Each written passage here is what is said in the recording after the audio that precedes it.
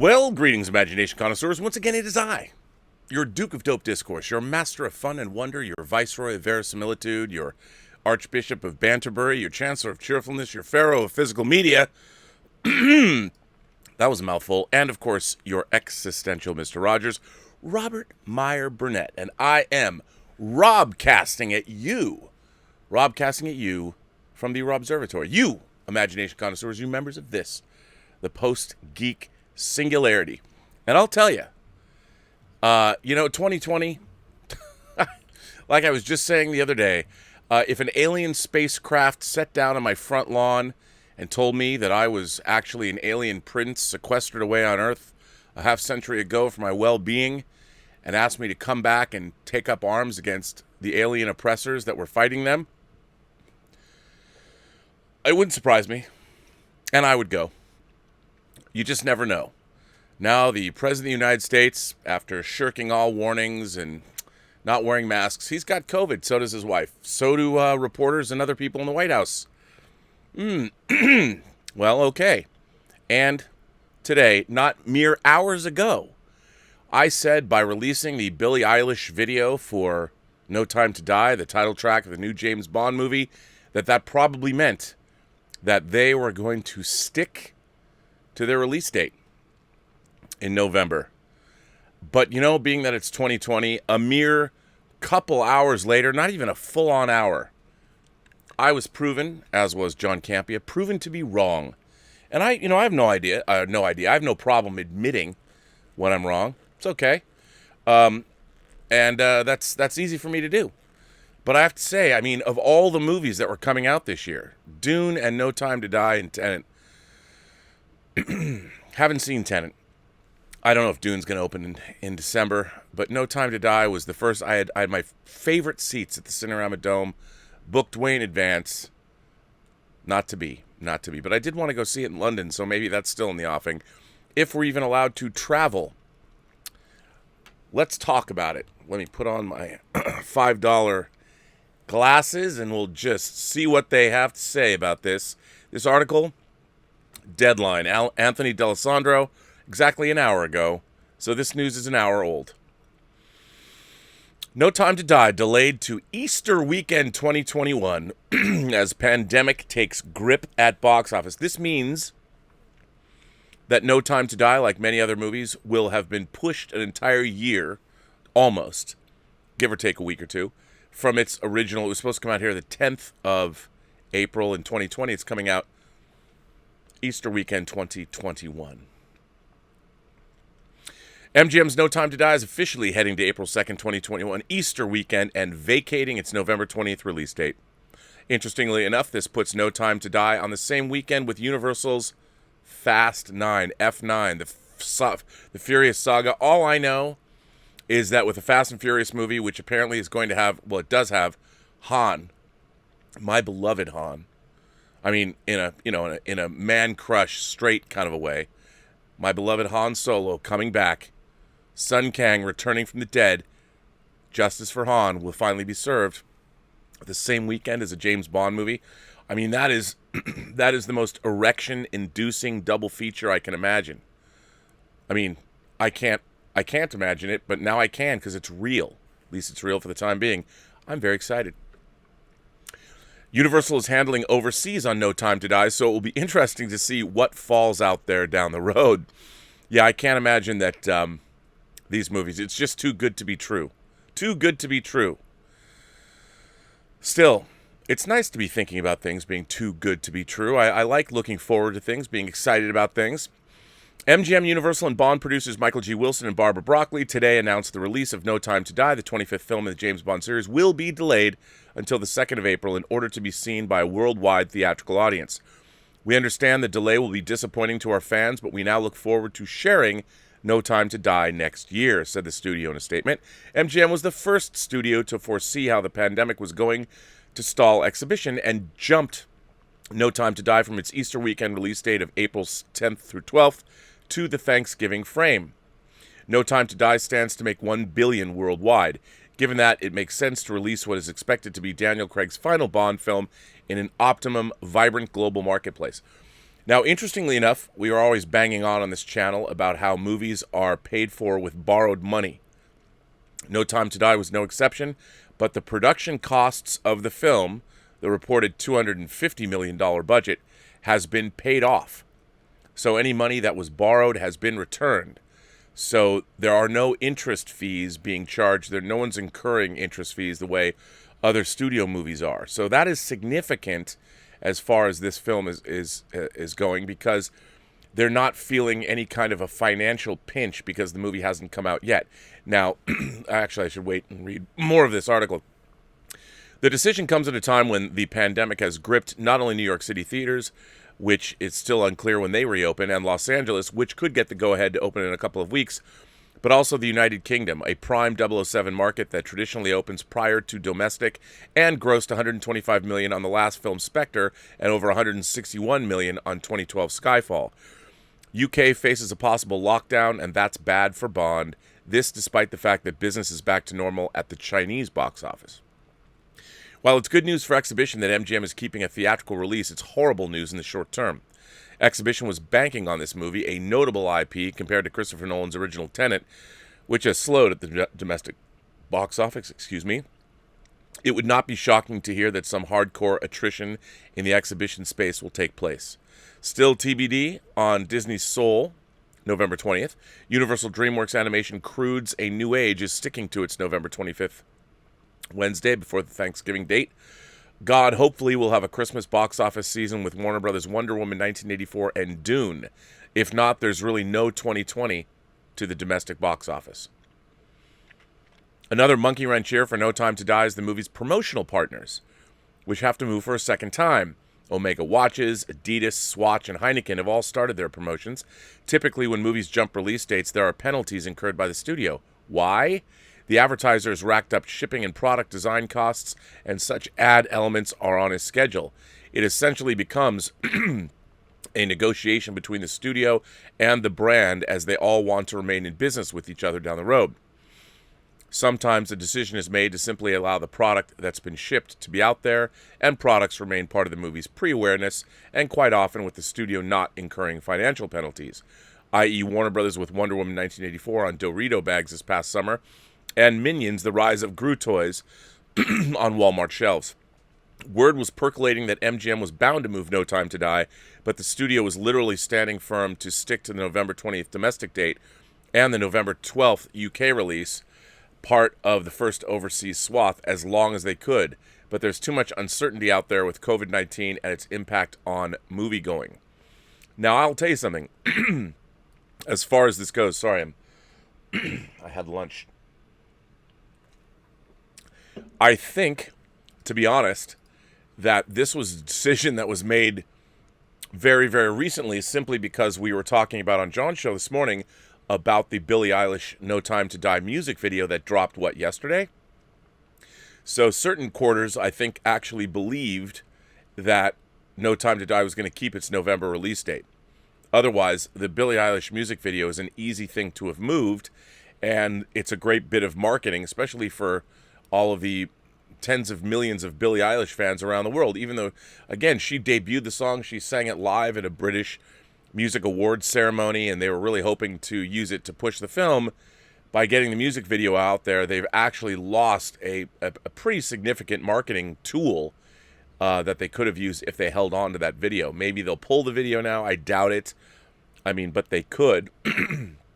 Hell, they should have Billie Eilish record a new theme song and put it out. They certainly have the time. But it is really unfortunate, and you know, I really feel for, everybody here really loves movies, and I really do feel for all the theater owners. It doesn't look like, we still have movies that are supposed to come out at Christmas, like Dune. I don't remember if Top Gun was supposed to come out. Maybe it was also pushed into 2021. I forget. But it's just a bummer. And I just read an article at lunch before I came on the show that said like 50% of restaurants and bars in New York City are going to close permanently. That's insane. And I understand it. I get it. I mean, obviously, as we've been shown, anybody is susceptible to getting COVID. Even the most protected man in the world who flagrantly flew in the face of recommendations and didn't wear masks and held huge events with the public. Well, how's that treating you now? It's amazing to me that the man who is in charge of the free world could have been so, well, freewheeling with his health. Apparently, his fever is rising today. That's what I just read. And, you know, I've been wearing a mask when I go to the grocery store. I've been wearing a mask. I've been sheltering at home since March 16th, along with everyone here. So thank God we haven't acquired anything. But we've been very diligent about doing things like wearing masks.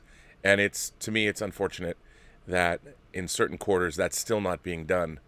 And I don't know what to say. The having our commander-in-chief taken off the board, at least for 2 weeks, is deeply unsettling.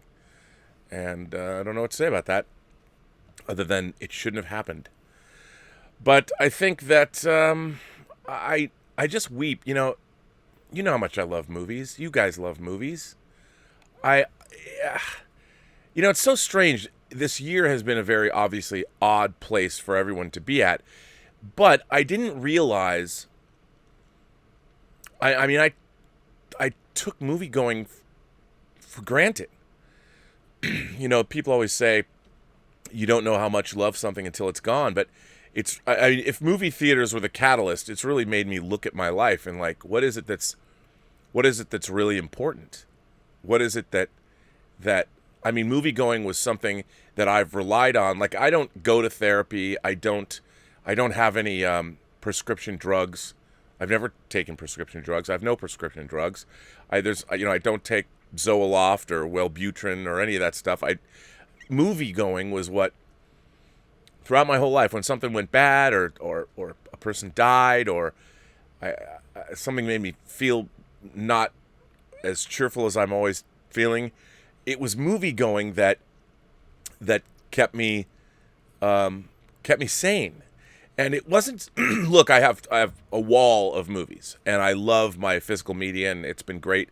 There's been a lot of really great stuff coming out, but it's the ritualistic nature, too, of going to a movie theater. I mean, the idea of whenever I stepped into a movie theater, you feel that, well, at least for me, I felt that little anticipatory flutter of butterflies, wondering, like, ooh, how's this going to be, And I've had that excitement my whole life, especially for James Bond movies, And it's just something I relied on to sort of center myself, and you can go to the movies, and I haven't had that I haven't gone to a movie since February, and now it's October, and it's such a strange thing. Like, yeah, we watched whining about movies with Elizabeth is so much fun because we've literally watched 81 movies for that show, and we're tomorrow night.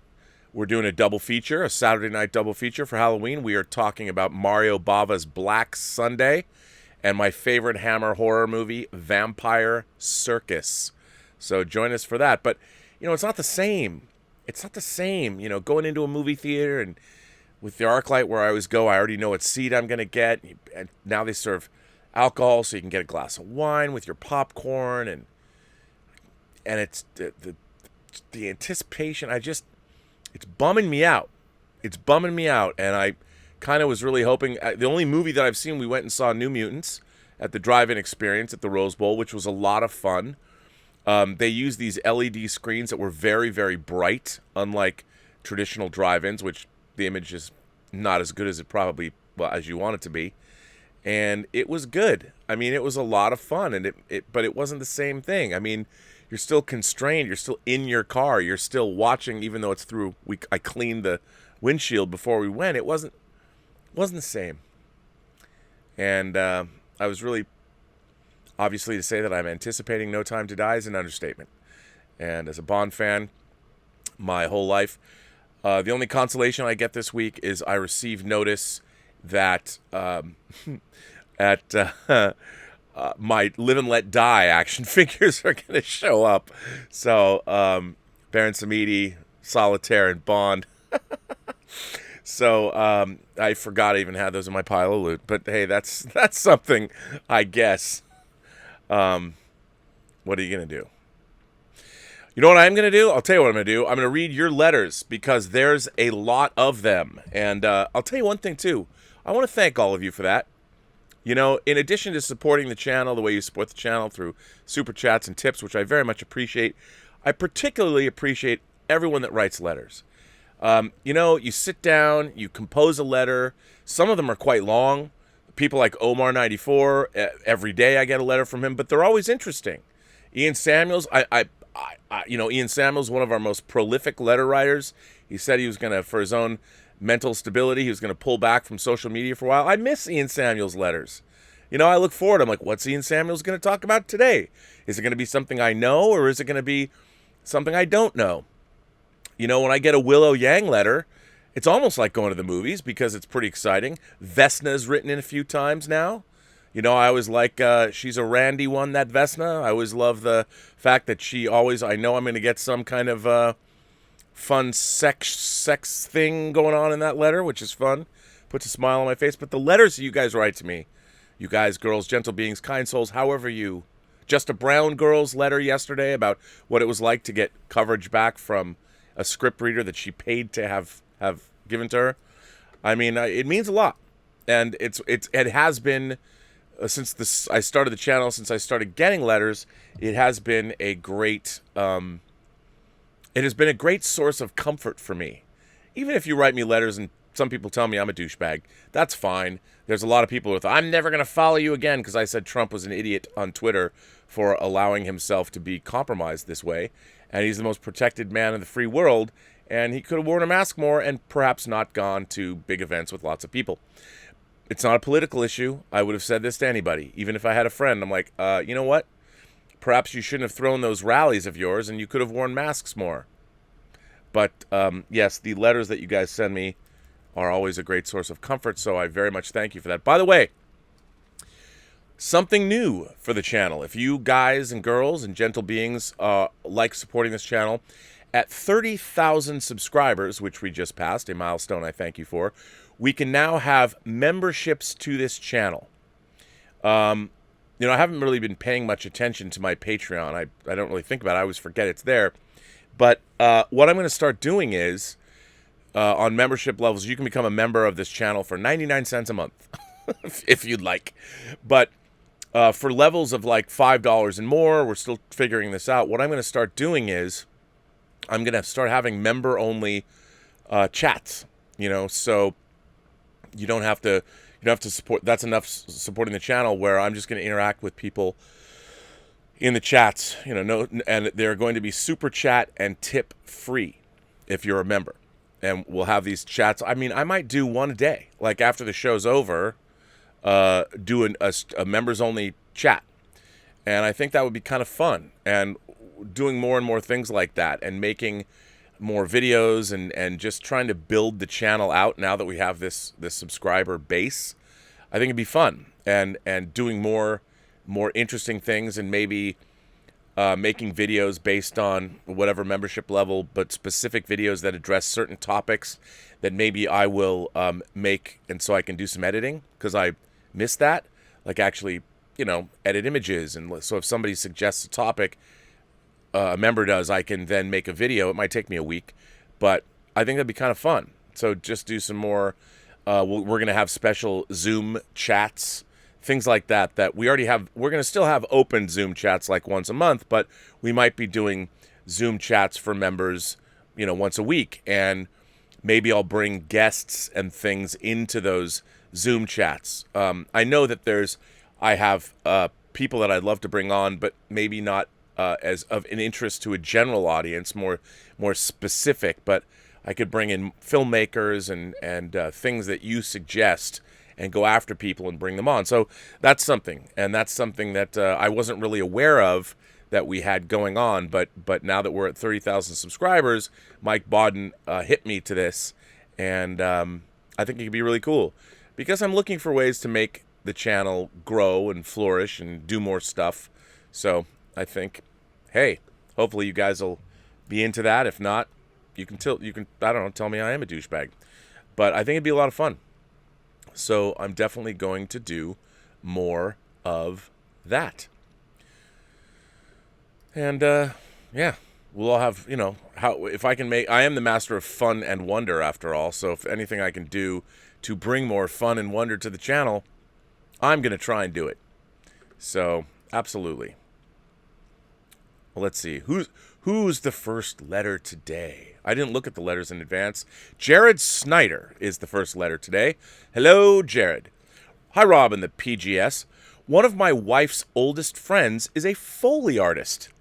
Before I met her, I had no idea what a Foley artist was.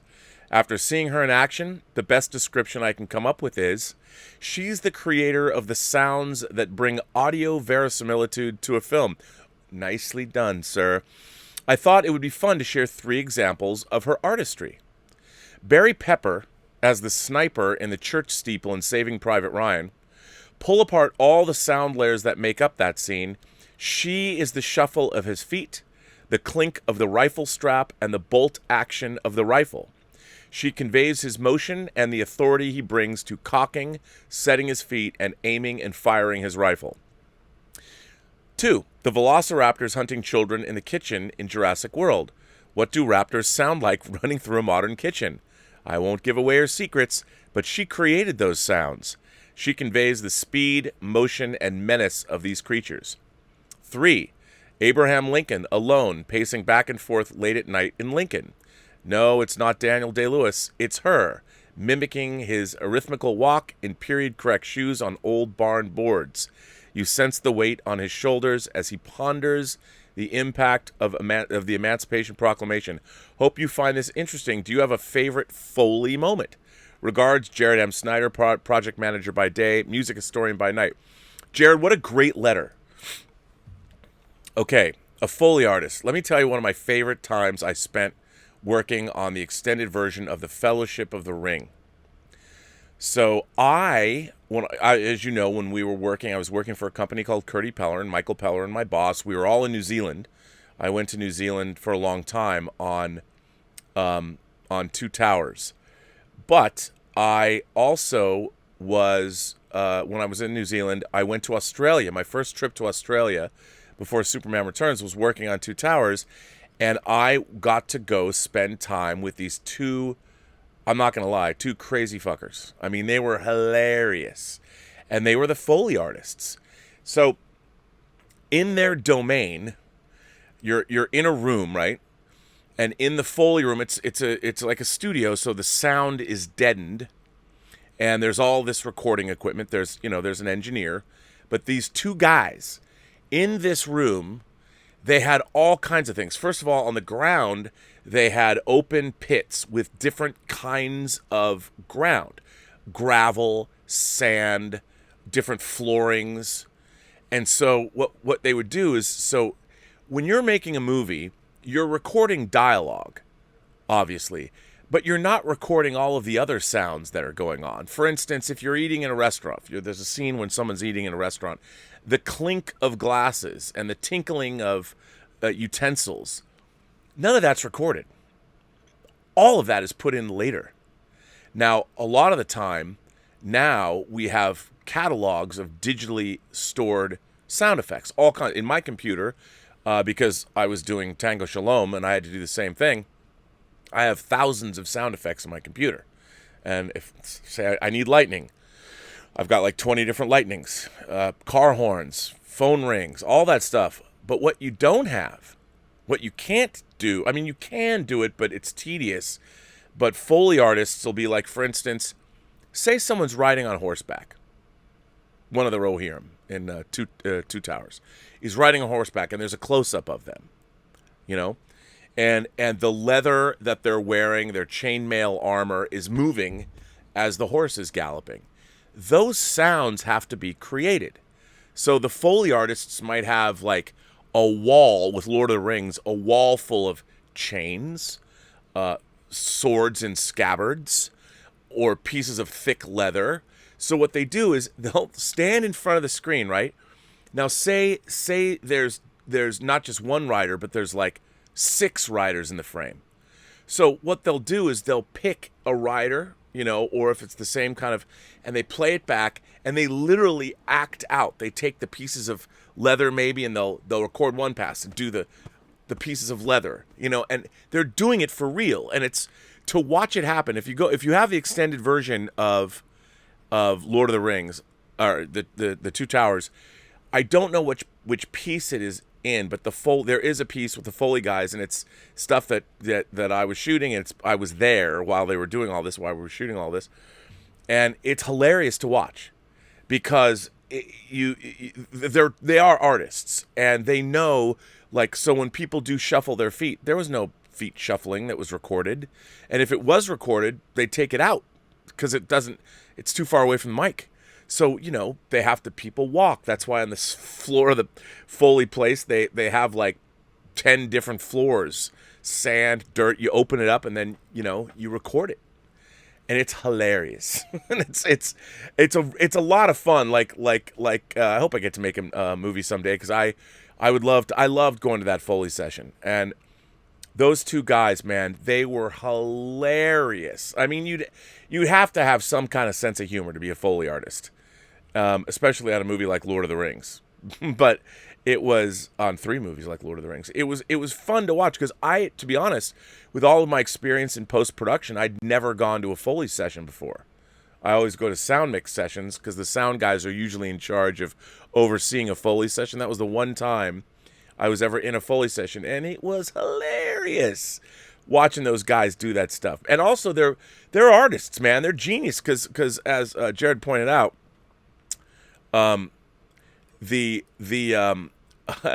have to be creative. Like, some things, like if you're on an alien planet and there's like a creature with leathery skin, like rhinoceros-like or something, you got to come up with something to make those sounds. And like Jared also pointed out, his wife was like, what does a raptor sound like? Well, we don't know. You can kind of get close, but how do you do that? And sometimes it's total imagination. And it's a lot of fun.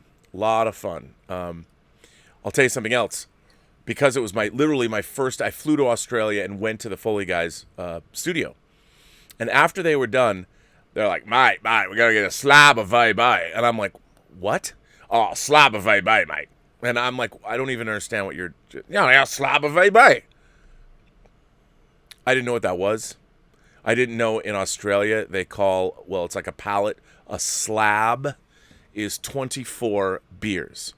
And VB is Victoria Bitter. And it's not a very good beer. Although I will say I like it better on tap than in the bottle. But it's got a slab of VB, mate. And I'm like, okay. And I basically watched these two dudes. And I had a few, to be honest. I have one right here. I have a Voodoo Ranger I popped open for this show because I figured I would coat my throat.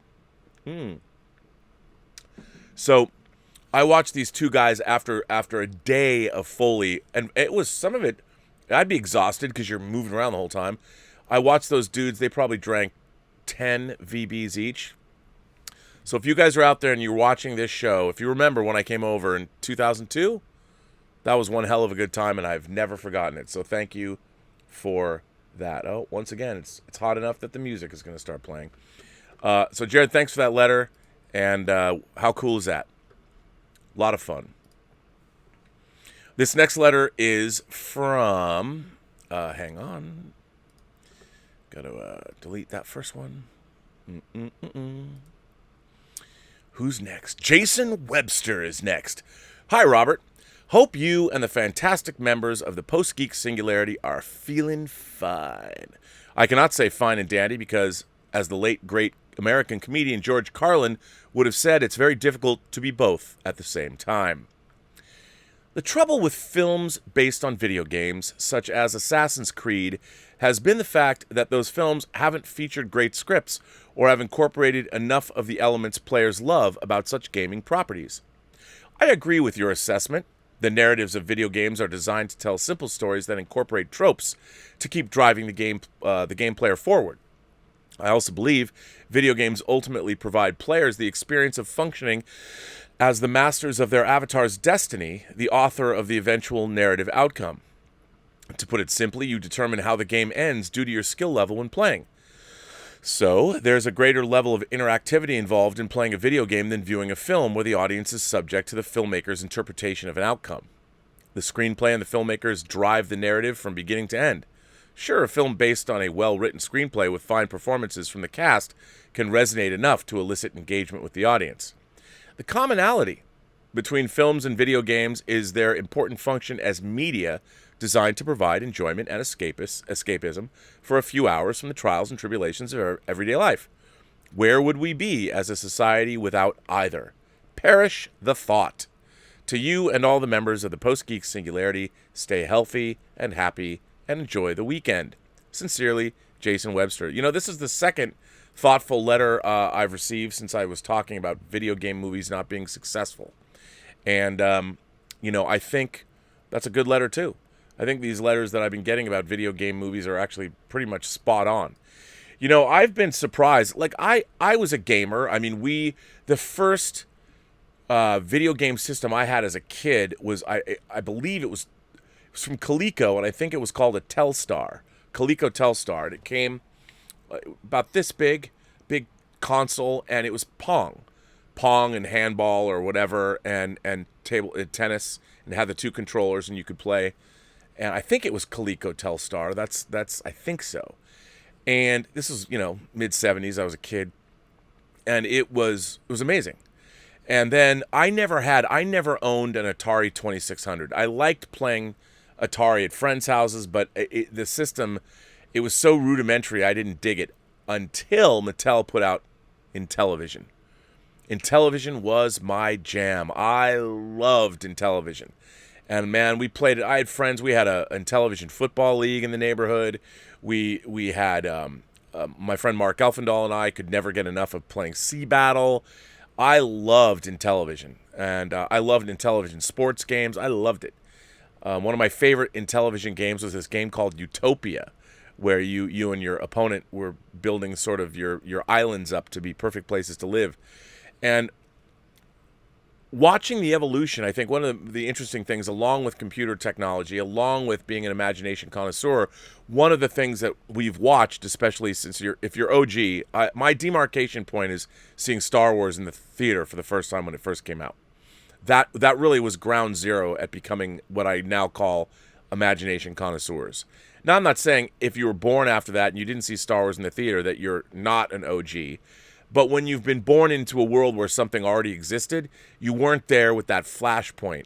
And I think there's been flashpoints since then that we've talked about. Certainly the photorealistic dinosaurs of 1993's Jurassic Park. Mind-blowing. I mean, I was like, I couldn't believe it. When that brachiosaur rears back and takes the leaves off the tree for the first time. When I was sitting in the theater as a kid who watched every stop-motion animation movie, and whether it was Valley of the Guanji, Beast from 20,000 Fathoms, whatever. I love dinosaurs. I love kaiju. I loved all of those things.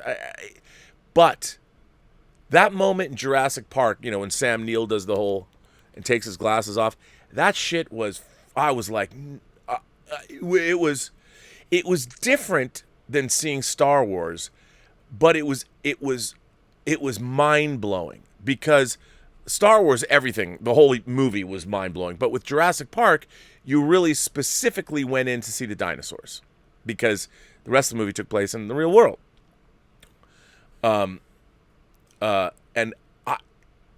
Seeing those dinosaurs, I mean, it was jaw-dropping.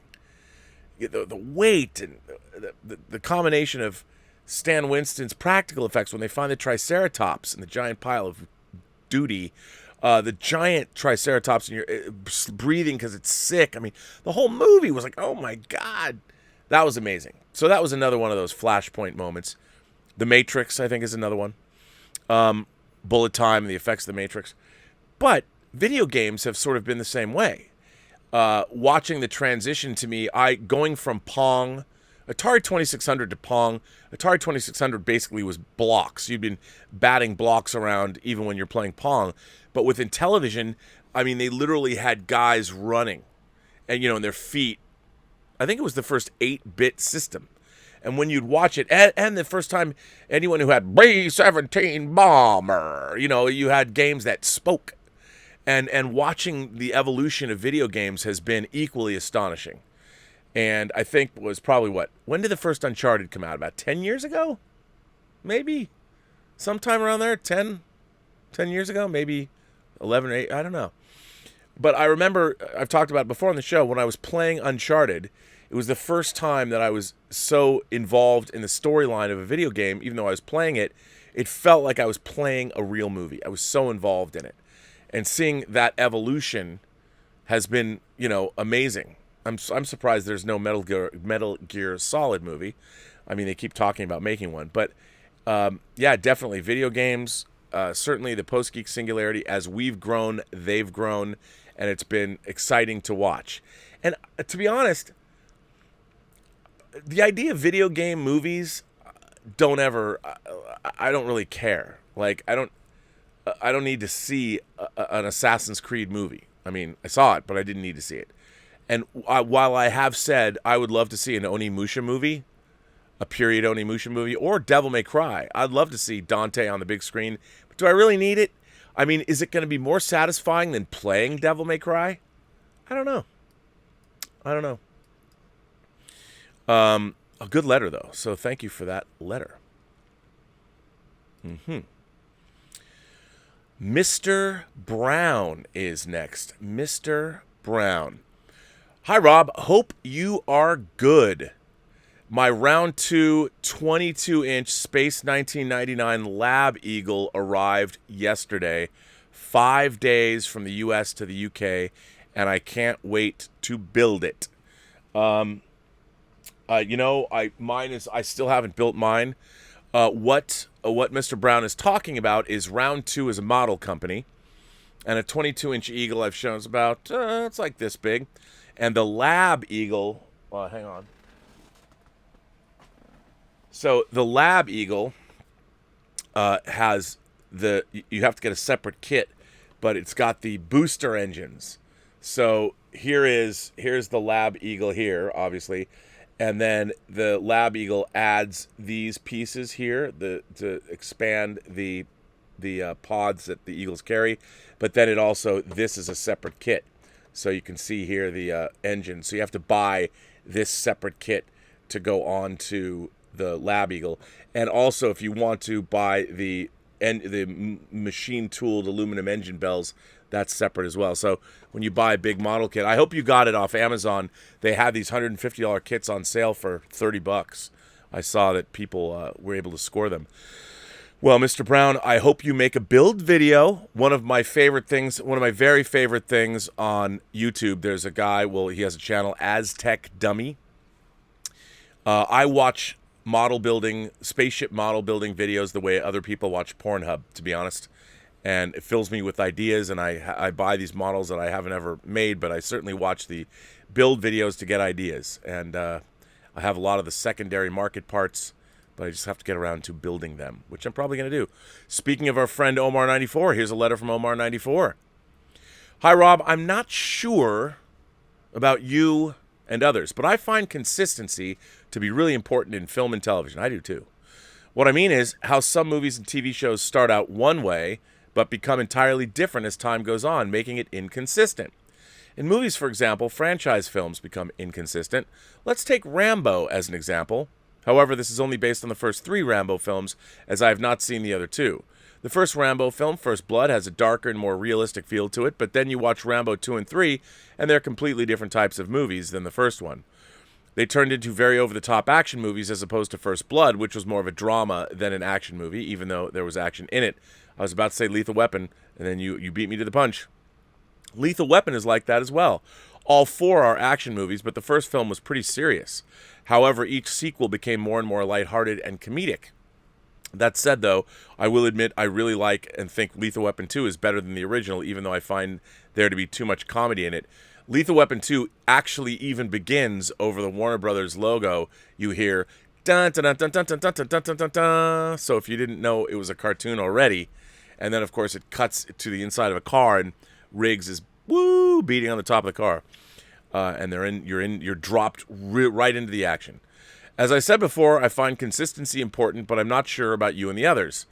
Omar, I am with you 100%. I think what happens is, Rambo First Blood, the First Blood, is based on a book by David Morrell. And he, very serious, dealing with PTSD and veterans issues and all that. But everyone likes Stallone as that character, that the character suddenly becomes, in First Blood, the character is pretty grounded. And then up in the woods fighting a guerrilla asymmetric war against the police, you think he's a total badass. And because that movie is what it is, it gets so legendary and the character becomes so beloved that when you do a second film, how do you then, like, you can't play that realistic beat again. You know already that that character's a total badass, took on all those cops, including David Caruso, in the woods. So what are you going to do with that character to elevate the action? So you're sort of forced by your character's success to do something even bigger. And I think that's what happens. And then you the third movie, yeah, let's go deal with the Mujahideen and, let's go to Afghanistan after we've gone into Vietnam to rescue POWs. And I agree with you. I mean, I think that, but I think action movies and movies that have a series of films that are successful, they, unfortunately, there's nothing you can do. Like, how do you deliver to an audience what they expect?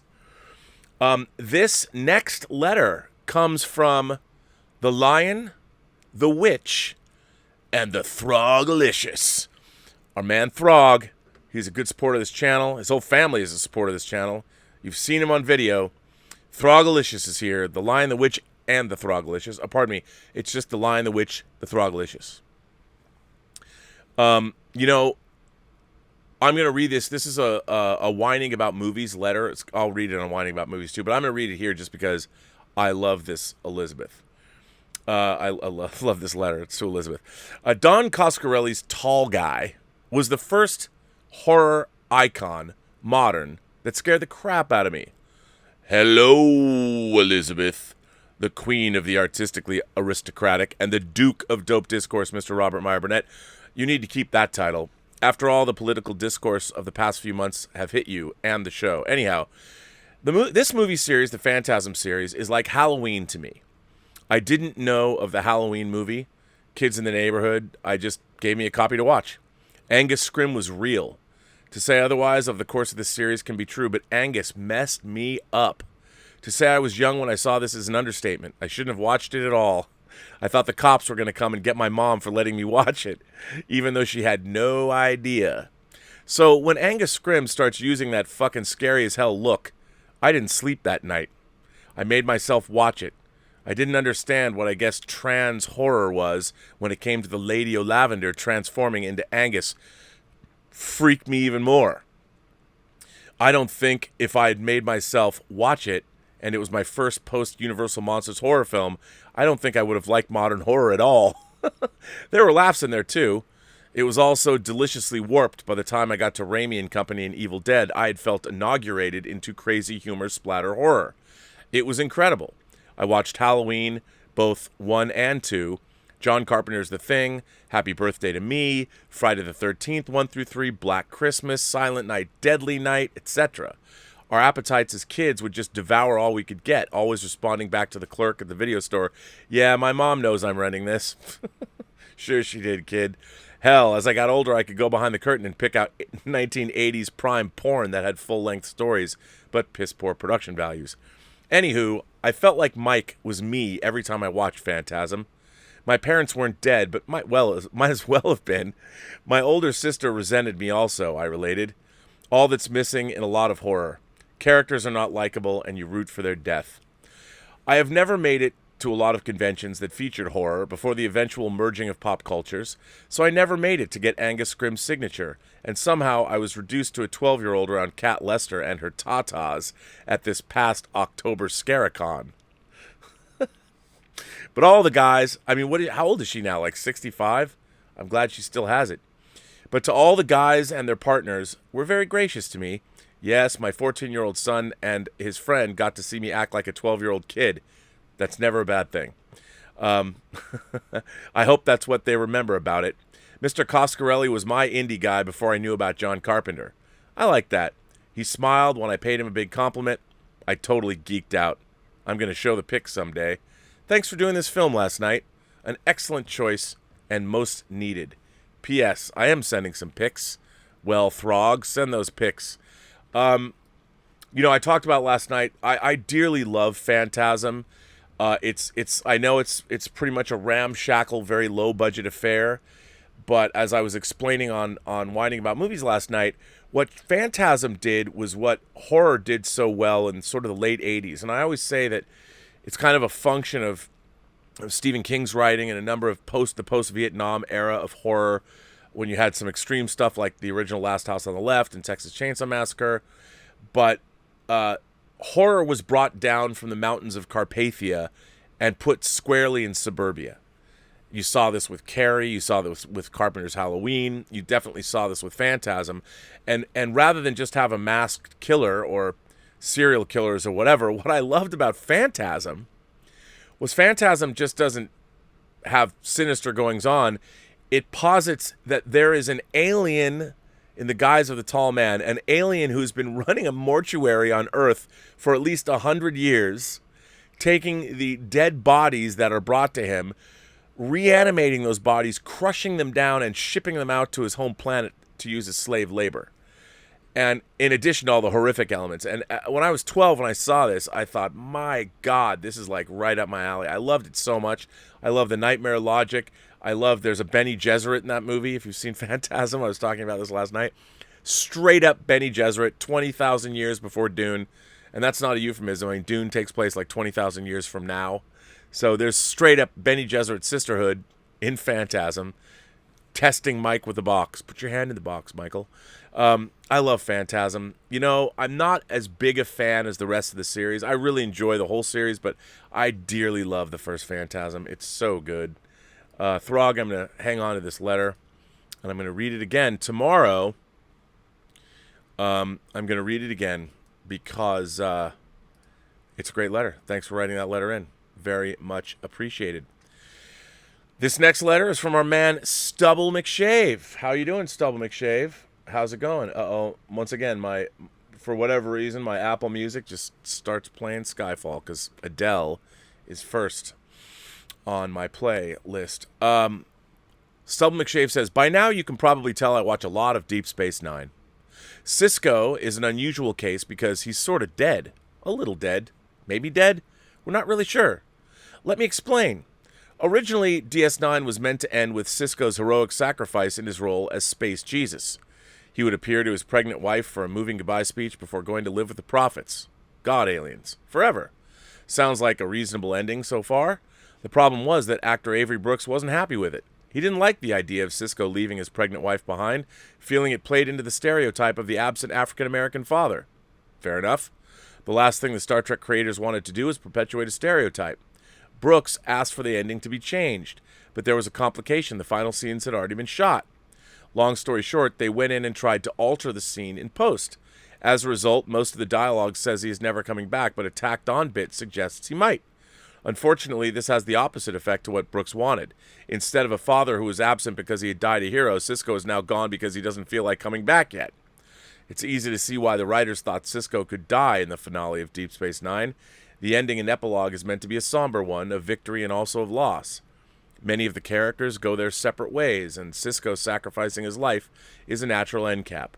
Brooks's objections are also perfectly understandable. The show could have worked either way, but this strange middle ground doesn't serve anyone. It's confusing and has reduced impact. Cisco needed to either live or die, but he ends up doing neither. Well, Stubble, I tend to agree with you, but if you read the books, the post-Dominion War books, there's a lot about Cisco and interesting stuff. But it's funny. I think Avery Brooks, we've talked about it on the show. I think the portrayal of a single black father and the relationship he has with his son is not only one of the great portrayals of a single black father, it's just one of the great portrayals of a father-son relationship, period. To me, I look at Deep Space Nine as one of the greatest. If you want to look for examples of representation in Star Trek, it's not just their relationship, it's the relationship Ben Sisko has with his father, played by Brock Peters. And it's the relationship all the characters have with one another.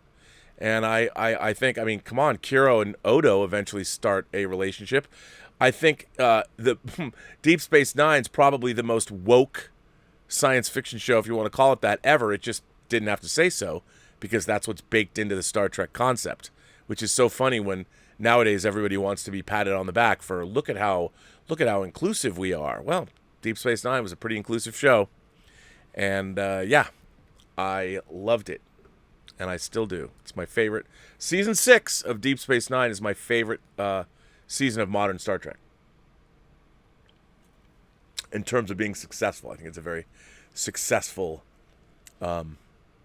season of modern television, really. I think it's terrific. Let's see what you guys are saying. What are you saying? Let's see. Let's jump over to here and see what you are saying. Willow says, I don't think Vesna needs to worry about liking the Hobbit movies. They're definitely a step down compared to Lord of the Rings, but I still enjoyed the first movie, and I really liked the second one. It's only the third movie that I disliked. Yeah, a lot of people dislike. I like the third movie, but I can understand why people don't like it. My only problem with the Hobbit movies is the tone. Sometimes it just gets too wacky. I mean, look, the first 45 minutes of The Hobbit I find delightful. I love all the dwarves. I love how when they clean up Bilbo's house. I think it's a great scene. But the monsters and things go a little over the top. But I understand it's based on more of a children's book anyway. But coming off of Lord of the Rings, it's hard because Lord of the Rings is an apocalyptic story about the end of the world. So I think they were trying to step up, and make it more like that. But that wasn't the story. Willow goes on to say, I thought the romance between Killy and Tariel got cringy in the third movie, but I did actually enjoy their flirtation in the second one. Killy, aren't you going to search me? I could have anything down my trousers. Tariel, or nothing. Yep. I like that. We always think in these movies that people don't get it on, but they do. They do. That's why we're here. James Gold sent in a super chat and says, Rob, blink once if you know anything about the Lord of the Rings 4K coming soon. Once they are eventually released, how do you think the CGI will look on top of 4K? Well, as James Gold's mentioning, yes. As reported by Bill Hunt over on the Digital Bits, one of my very good friends, Bill Hunt, and at least in Germany, they are soliciting for December both The Hobbit and Lord of the Rings in 4K. Now, knowing Peter Jackson and having been down there, it wouldn't surprise me if they did some re-rendering of visual effects or things like that. But the Lord of the Rings movies were finished in 2K because of the effects. But I would imagine that they started up-resing and knowing what goes on down there, since Peter Jackson basically owns all the equipment. They've probably been working on these movies for years to up-res them, especially the Lord of the Rings films. I think it's probably going to be spectacular. I bet they look great. I hope it's HDR. I hope it's Dolby Vision. I really do. So, yeah. Mark C. Sends in a tip and says, oh, by the way, theoretically, these discs are coming out in December, but there's been no domestic release promised. But I'm sure it's going to be a worldwide thing. Mark C. says, due to the wonderful job the mayor of New York has done allowing violent crime to overwhelm his city, 67-year-old actor, the beloved Rick Moranis, it's true, the Keymaster, the Gatekeeper, Gozer the Gozerian's right-hand man, Strange Brew himself, Rick Moranis, was assaulted while walking around the city. That's right, if you haven't seen it, it happened today. Rick Moranis was walking, minding his own business, and somebody just laid him out. Just hit him. Walk right by and hit him. But look, again, you can't blame the mayor of New York for this. You've got to blame the guy who perpetrated the violence against Rick Moranis. You really do. There's a lot of stuff going on, but and yeah, should people have been let out of prison because of COVID? I wouldn't have done that, but there's a lot of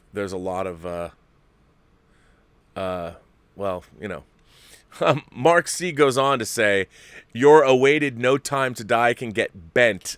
I'm now glad November 20th belongs to the new amazing-looking Arnold Schwarzenegger Jackie Chan film Iron Mask. If you guys haven't seen the trailer for Arnold Schwarzenegger and Jackie Chan's Iron Mask, run, don't walk, over to YouTube and take a look at that trailer. It's like, how did this movie get made? I am in. Hopefully we'll be able to go see it in the theater, so Mark C. is not wrong there. I am all about that. Simon sends in a tip and says, "Hey Rob, first, I don't take this funny, nor am I trying to jab at Trump while he's down. I would not want anyone to get COVID-19. Me neither. But there's an old saying, whosoever reap shall also sow. Just wanted to punch Trump and Brooks Heatherly. Get well, 45. Look, I don't want anybody to die. And when I was on Twitter, I didn't say that I wanted Trump to die. However, I think he's been monumentally irresponsible in how he's handled this. And many, many, many people look up to him for the leadership all around the world. And the fact that he will have these giant public events where he's not wearing a mask, I think is unconscionable. And it doesn't surprise me that he has COVID. I do wish him a speedy recovery. And Melania. I mean, as much as I might not like him or respect him as a business person or as the leader of the free world, I can respect him as a human being. And I don't want him to die, especially from COVID, which is a hideous disease. So, yeah. Yes, get well, 45. Get well. Mark C. goes on to say the original purpose of quarantine was to keep the hospitals from being overwhelmed. That's true. That's it. Your governor isn't quarantining you. He has you under house arrest. Can't stay for the show. I have a night out with dinner and a movie. Yeah, but Mark, it isn't just to keep the hospitals from being overwhelmed. It's also to stop the spread of the disease. And other countries were able to stop the spread of the disease far more than we were. And so quarantine, yes, part of the reason why we quarantined was because we didn't want our hospitals to be overwhelmed. But another part was absolutely to stop the spread of the disease. That's why you're sheltering at home. That's why you're quarantining. And both. Jeff Yerke is here. And if Jeff Yerke is here, that means his wife is here too, at least in spirit. So I think all of us should say hello to Jeff. But more importantly, Jeff's wife, how are you? Hope you're having a good day. Jeff Yerke says, "Hi, Rob. One of the most special times of my life was in the late 1970s. I was 25 living in Louisville with my parents. I was not happy." Were you not happy because you were living with your parents at 25? I was not happy. But what did make me happy was going to the Vogue Theater, a rerun venue that showed 2 films a night for $1.49 for each film. Many nights where I sat through both films. I got turned on to Hitchcock, Fassbinder, Truffaut, De Palma, Herzog, Wenders, Fassbinder, twice, to name a few. Kicking back, my feet over the seat in front of me. It was amazing. I miss those days. Me too, darn it. Me too. I miss those days. Smokey and the Throgo sends in a tip and says, "I saw something disturbing today. As my youngest, Isabella, and I had father-daughter time. 2, then 3 people in the middle of a busy road started to reenact a favorite film, The Seven Samurai, only with metal bats. Scared, she asked me if we were one. She asked me if this was the start of the apocalypse. As a parent, how do you explain this behavior while you're stuck in traffic watching this? I told her to duck and hide low behind the car if a gun came out. How do you explain this irrationality?" Look, I think if nothing else, the last 4 years of 3.5 years of the Trump presidency has laid bare long simmering things that have been in the American soul for a long time.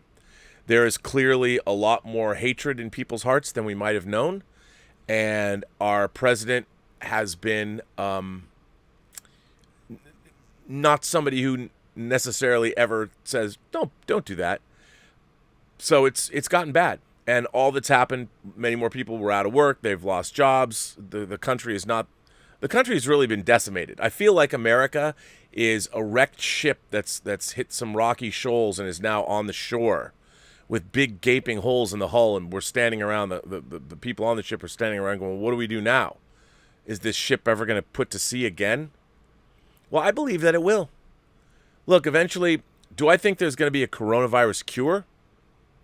A vaccine? I mean, there's flu shots, maybe. We've never really had a coronavirus cure, maybe a vaccine, certainly. But I think ultimately, I think that we're going to come out of this stronger. We're going to come out of this, I think, respecting people more and more. I do, after all this sort of blows over. I believe in Americans. I do. I think that I think we're going to be better off. And people will, you know what? It's almost like we've been put on a timeout. The world kind of went on a timeout. Maybe we needed that timeout. You know? Maybe we needed it. I don't know. I think we're going to come back stronger than we were before. Paul in Long Beach sends in a tip. How you doing, Paul? What is up? My wife and I used to love watching House of Cards, but we'd always come away with the idea that this soap opera is just not realistic. I guess we were wrong. You know what? I think after this year, nothing is realistic. I'm going to have a hard time being the viceroy of verisimilitude when people start incorporating this past year into their films and television storylines. I mean, my God. Craziness. Brendan Sheehy sends in a super chat and says, what is your favorite Roger Moore James Bond film? The Spy Who Loved Me and For Your Eyes Only are my jam. Moore's portrayal is not book accurate, but I loved it. Oh, The Spy Who Loved Me is by far my favorite Roger Moore Bond. By far. By a wide margin. And I love For Your Eyes Only as well. And I also, not going to lie, I love Moonraker. I know it's goofy as hell, but when I saw it in the theater, it was just what I wanted from the movie. And, you know, it was one of those things where from the opening scene, I used to like, when I was a kid, I built a lot of models of jetliners, like like 747s, and like I had an awesome, I don't know what scale it is. I want to say maybe it was it 1/72nd scale, or maybe it was a 1/44th. It probably is 1/44th scale. I had a orange Braniff International 747 model, which I loved. I loved it because it had the big white decals for the tail. But I used to love to like crash to when I was playing, have like planes crash into trains and have monster explosions, in my own mind. But the beginning of Moonraker, when they steal the Moonraker shuttle off the back of the 747, that's exactly something that I used to do, because I had that I had a model of the 747 that carried the shuttle, and I'd always have the shuttle blast off the 747, and the flames out the back would take out the 747. When I saw it in Moonraker, I'm like, oh my God! They reached into my imagination and they pulled out exactly what I wanted to see at the beginning of that movie. So good.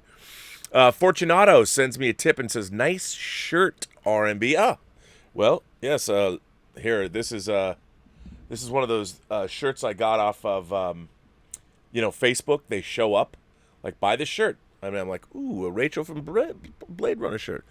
He say, you Blade Runner. Tell him I'm eating. Well, thank you for that. I appreciate that, Fortunato.